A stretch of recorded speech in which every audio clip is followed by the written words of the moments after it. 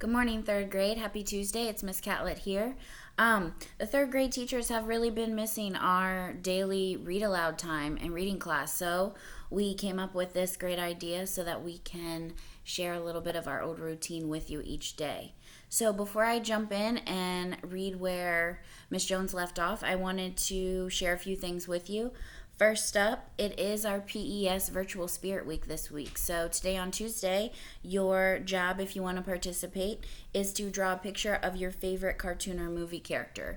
So I know we have a lot of great artists in third grade, so if you want to do that, go ahead and make that drawing for our Spirit Week. Next up is our joke of the day. I know you guys really enjoy going by Miss Jones's room each day to take a peek at that. So our joke of the day is, what has ears but cannot hear? Think about it for a minute. You can probably guess that it's a cornfield. If you want to see more of those jokes, if you missed yesterday's, or if you want to find out the other days of our Virtual Spirit Week, go ahead and check out our third grade website, okay? Because all that information is there. So, I'm going to get started with our read aloud, Runaway Ralph. Miss Jones started it off for us yesterday in chapter 1, and she left off for me for the second half right at page 22. So I'm going to jump in. "This is no life for a growing mouse," said Uncle Lester. "It is time you moved back upstairs to the mouse nest and helped lay in supplies for the lean months between summer and the ski season. You know nobody comes to this old hotel to spill crumbs as long as there is a vacant room in one of the new motels out on the highway." The clock finished striking midnight, and Ralph's relatives crept out of their hiding places. "He won't," said one of the bigger little cousins. "He won't because he's selfish." "You keep out of this," said Ralph. He is. He's just plain selfish," squeaked the little brothers and sister cousins. The night clerk stirred in his sleep, and all the mice froze in silence until the sound of the snores came from the couch. All hotel mice know they are safe from people who are snoring. So the argument continued. "He keeps everything for himself," complained a little brother. "That's right," agreed another. "He never gives any of us a ride on his motorcycle." "Now, Ralph," said his mother, "it wouldn't hurt you to give the little mice a ride every once in a while." "I thought you said motorcycle riding was dangerous," Ralph reminded his mother. "That's no way to talk to your mother," said Uncle Lester. "You don't have to speed. You can push your young relatives up and down the hallway." "Push them?" squeaked Ralph in horror. "Push little mice up and down the hall on his beautiful motorcycle with its plastic seat and its pair of shining chromium mufflers? What a shocking idea. A motorcycle was not a kiddie car."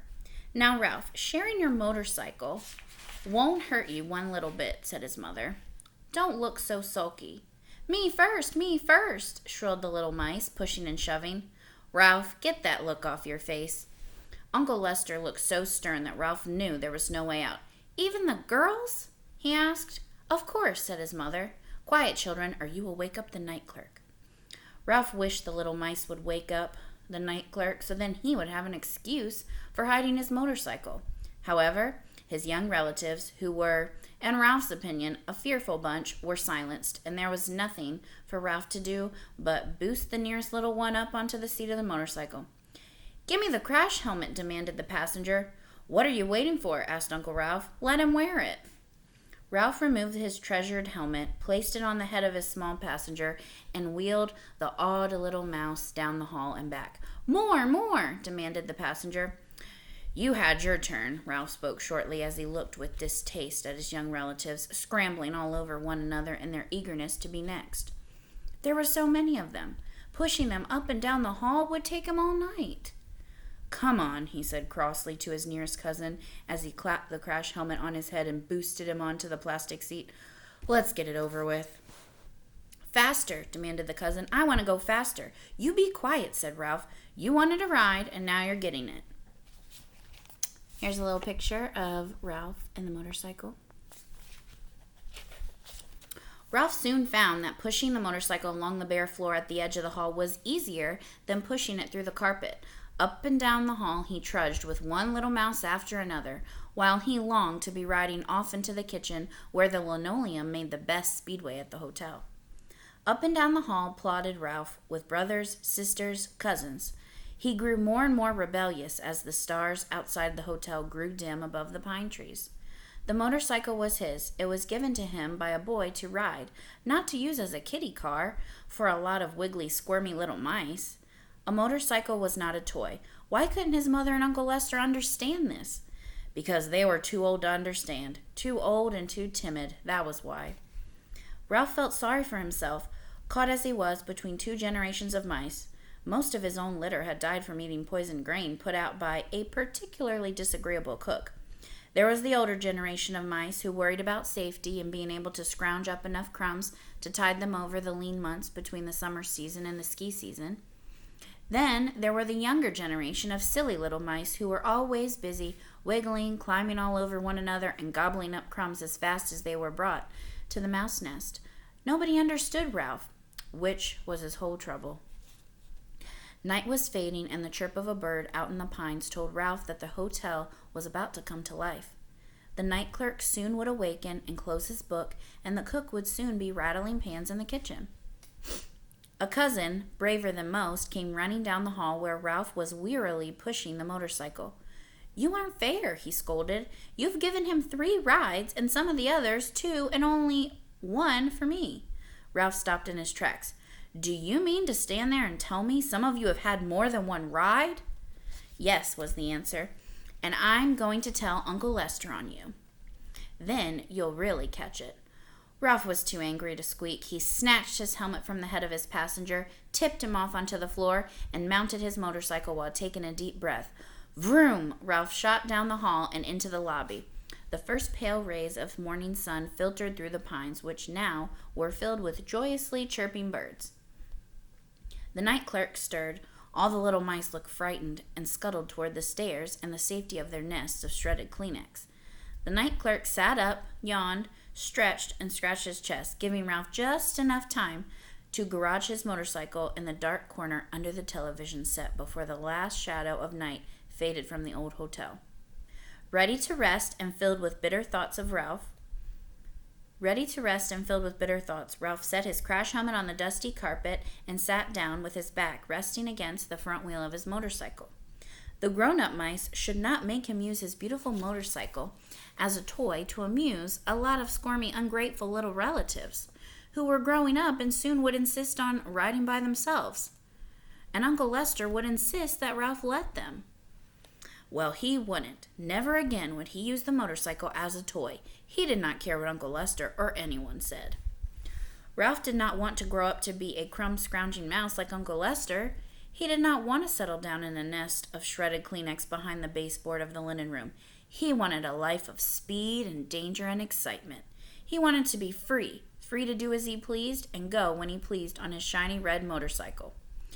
The clock struck 6, and in the distance, Ralph heard the notes of the distant bugle.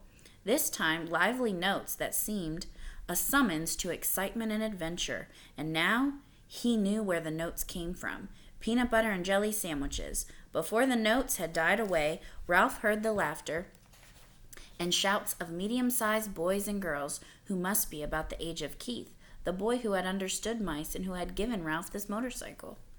The rousing notes of the bugle and the laughter and shouting increased the feeling of rebellion within Ralph. As the last strains of the bugle call hovered in the clear mountain air, Ralph made up his mind. He knew now what he was going to do. He was going to run away. And that's where we're going to stop. Chapter 2 is called The Open Road. I think Miss Mano is going to start with that tomorrow. So, that was a very exciting end to that chapter. Ralph is getting a little fed up, I think, with all of his brothers and sisters and cousins, so he's ready to just be independent and break free. So be thinking of your predictions for the next chapter on the open road, where we think he's going. Yesterday, Miss Jones gave you an optional activity to draw the setting of the hotel and write a couple sentences. So today, I have a different type of activity. Mine's more of word study, like when we brainstorm our list for new words that follow a particular pattern. So our task today is going to be a little scavenger hunt. Okay, I want you, if you'd like, to look for some words that have a triple consonant blend. And what do I mean by that? Well, we know vowels are A, E, I, O, and U. So we're looking for triple consonant blends, 3 letters that start off the word. Okay, like my examples here. I noticed in our story that there were a ton of S blend words in this chapter, like words that start with ST, SR, SM, lots of consonants. So I started my little 4 square here, okay? Triple blends. I made up one for SCR, SHR, SPR, and STR, okay? And I started off my brainstorm. So if you would like to do this activity, you can grab a sheet of paper and jot down these 4 consonant blends, okay? And then you can look all around your house, your room, books in your room or at your house, magazines, things in the pantry or out on the counter, mail, anything, movie titles. Look all around the house and see if you can find more words that start with these blends. For SCR, I started off with scramble. For SHR, I started off with shrimp. For STR, I started off with strike. And for SPR, I started off with spring. So if you want to use my 4 examples and continue that brainstorm, you are welcome to do that so we can have a little word study practice. It reminds me of our brainstorm that we do for phonics dance each day in reading class. So that is my activity. I'm going to be posting the directions on our website in case I went too fast or you didn't quite understand. So that is the end of our read aloud today. Thank you for joining me. Like I said, I think Miss Mano is going to pick up where I left off and start on chapter 2. So be sure to check out that video and subscribe to this channel so you can see the video every day. And check out our 3rd grade website that's going to have our jokes of the day, our Spirit Week activities, and the activities that we're doing with each chapter. So thanks for joining, guys. Bye-bye.